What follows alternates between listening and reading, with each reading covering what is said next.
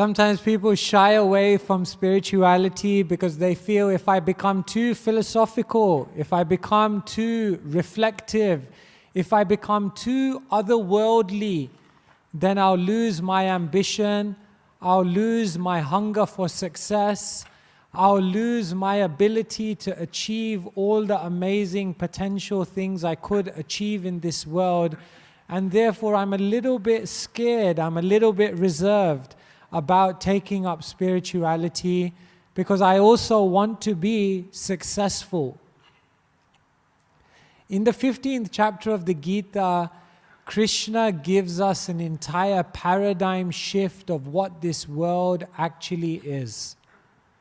In the very first verse of the 15th chapter, Krishna says, Urdhvamula madhashakam ashvatam prahuravyayam chandamsi yasya parnani yastam veda savedavit.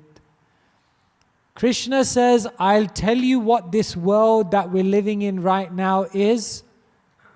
I'll tell you by giving you an analogy.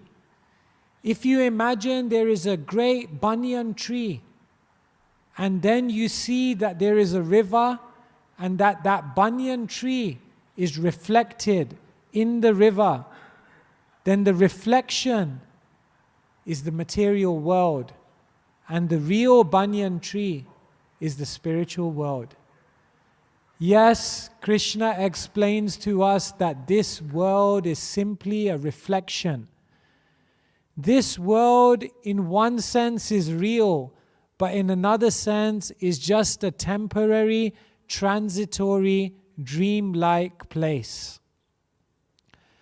Krishna wants us to be successful, but Krishna wants us to be successful in the reality. He doesn't want us to be successful in the dream. At our funeral, will people remember us for the percentage we got on a test? Will people remember us for the position we were in a ranking? Will people remember us for the number of people that followed us on Facebook? Will people remember us for the price of our clothes? Maybe. People will remember us for who we were. People will remember us for how we made other people feel. People will remember us for the change, the positive effect that we had in making the world a better place. Let's for one moment analyze what is success. Maybe we found our definitions of success upon lies. It's said that if enough people tell a lie for long enough, that lie becomes a truth. If that so-called truth is accepted by enough people, then it becomes a culture. And if that culture is transmitted from one generation of people to another, it becomes a tradition. And people then continue living their lives based around a tradition of what is success, which is actually founded upon lies. We may have so many definitions of success. Ask yourself, is success to have a really nice car? Because then you can look out of the window and see people who have really nice cars and ask yourself, are they happy? Is your definition of success to have an amazing career? Well, look out there and see all the people who have amazing careers and ask yourself, are they happy? Is your definition of success to have family, holidays, and so many other things?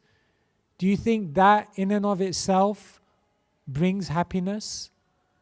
There must be an added element of spirituality, because that added element of spirituality takes us from dream-like happiness, dream-like success, to the reality of what is really success.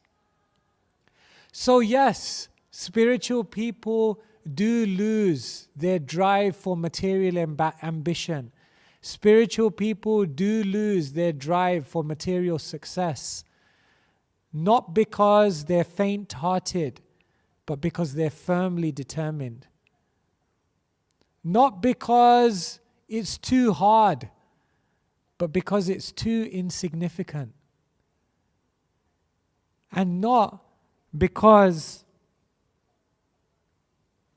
we're unambitious, but actually because we're super ambitious. Krishna is inviting us to embrace spiritual success, and that kind of spiritual success is the real goal of life. And so, let us think as 2021 comes and we decide all of our resolutions, all of our goals, and all of the things by which we'll define whether 2021 is a successful year. And let's question whether those goals of success are founded upon real substantial knowledge and awareness. Because once we have the right measures of success, then we can fully embrace that endeavor for success and find true happiness and contentment within our hearts.